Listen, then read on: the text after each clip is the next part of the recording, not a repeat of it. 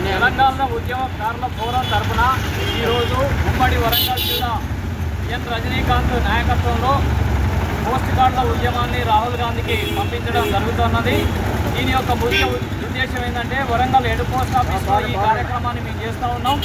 దీని యొక్క ముఖ్య ఉద్దేశం ఏంటంటే ఏదైతే ఎన్నికలకు ముందు కాంగ్రెస్ పార్టీ తన మేనిఫెస్టోలో ఉద్యమకారుల కోసం హామీలు ఇచ్చిందో వాటినన్నిటినీ అమలు చేయాలి. అమలు చేసేటట్టు రాహుల్ గాంధీ గారు ఈ యొక్క రాష్ట్ర ప్రభుత్వానికి ఆదేశాలు జారీ చేయాలి అని చెప్తున్నాం. మా ఈ ప్రధానమైనటువంటి డిమాండ్స్ ఒక 5 ఉన్నాయి.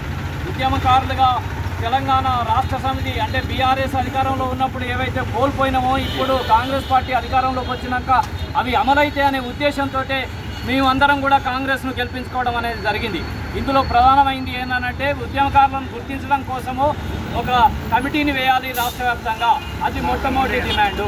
రెండవ డిమాండ్ ఏంటంటే ఉద్యమకారులందరికీ 250 గజాల ఇంటి స్థలాన్ని ఇస్తామని చెప్పింది. వాటిని గుర్తించిన తర్వాత అది మంజూరు చేసి అందరికీ ఇందిరమ్మ ఇండ్లను మంజూరు చేయాలి.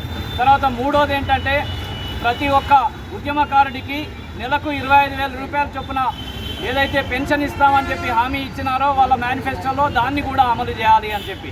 నాలుగవది ఏదనంటే ఈ రాష్ట్రంలో బస్సులలో ఉమెన్లకు అంటే మహిళలకు అందరికీ కూడా ఉచితంగా బస్సు ప్రయాణం కల్పించినట్టుగానే ఉద్యమకారులందరికీ కూడా ఉచిత బస్సు ప్రయాణం కల్పించాలి. అట్లాగే రైల్వే పాస్ను కూడా మంజూరు చేయాలి రాష్ట్ర వ్యాప్తంగా రైళ్లలో తిరగడానికి కూడా.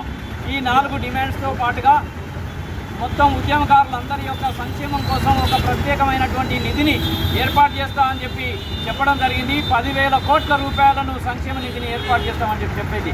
దానికోసం కూడా తగిన చర్యలు తీసుకోవాలి.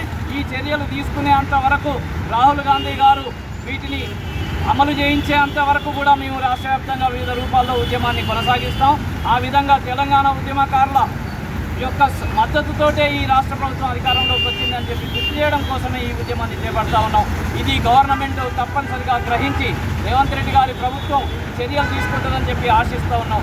జై తెలంగాణ, జై తెలంగాణ, జై తెలంగాణ.